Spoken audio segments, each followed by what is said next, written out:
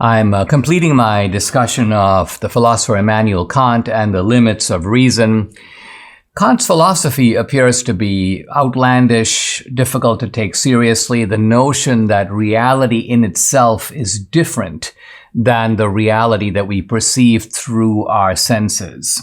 But even though this seems like a very strange idea, I want to point out it's an idea that is in the very mainstream, not only of Western philosophy, but Western religion.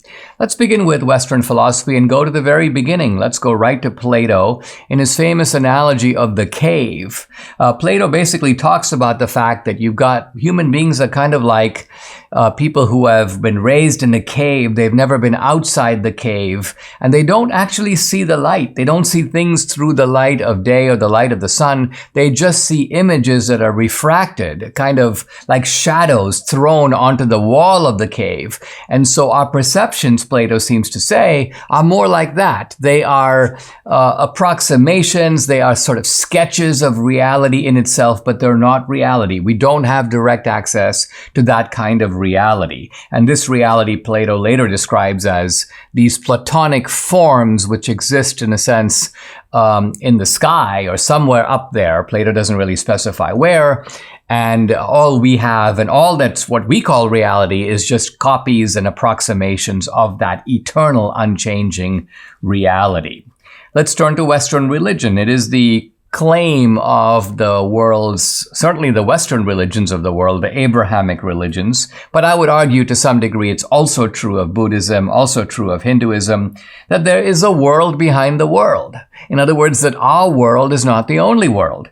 And not only is there a world behind the world, but this other world, if you will, represents true reality. That our world is a kind of transient phase or image of this larger, more enduring reality. And that reality is of a completely different order from anything that we can know or experience here in this world. That reality is the only permanent, enduring, eternal reality. And that's the reality that sustains this world and presents it to our senses.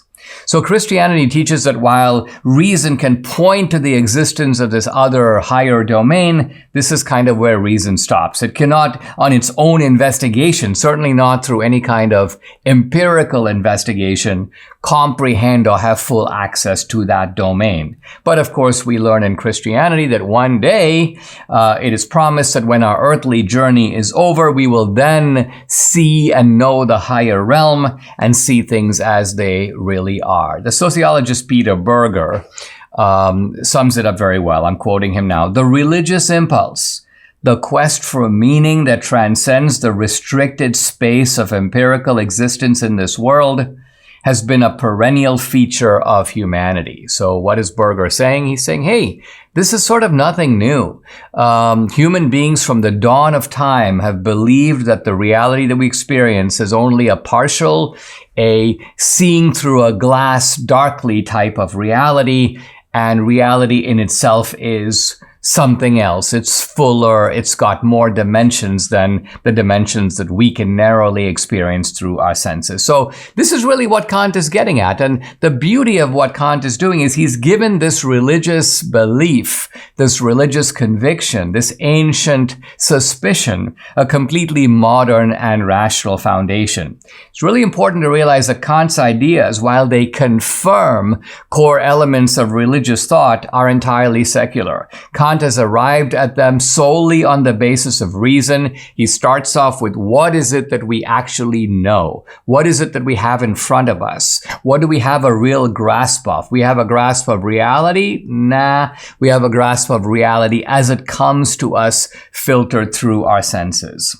Kant does not employ any kind of religious vocabulary, nor does he rely on any kind of faith, but as I've mentioned before, he writes that in showing the limits of reason, quote, I am making room, Kant says, for faith. So Kant is sort of like a Virgil. He takes us as far as reason can go, but his great achievement is to unmask. Kant is a figure of the Enlightenment, but he unmasks the pretensions of the Enlightenment that reason and science are sort of the only exclusive route to reality and to truth. And this is what makes Kant supremely relevant. Those ideas, that kind of pompous claim that reason and empiricism and science are the only ways to truth. Lots of people believe that now. But what Kant reveals these people to be is narrow, dogmatic. They're not true empiricists because they don't start with what you actually have. They think they're starting with the world out there, and they don't realize that they're starting with the world as it is delivered to them through their senses. In other words, they don't start with reality. They start only with perception. That's what they have.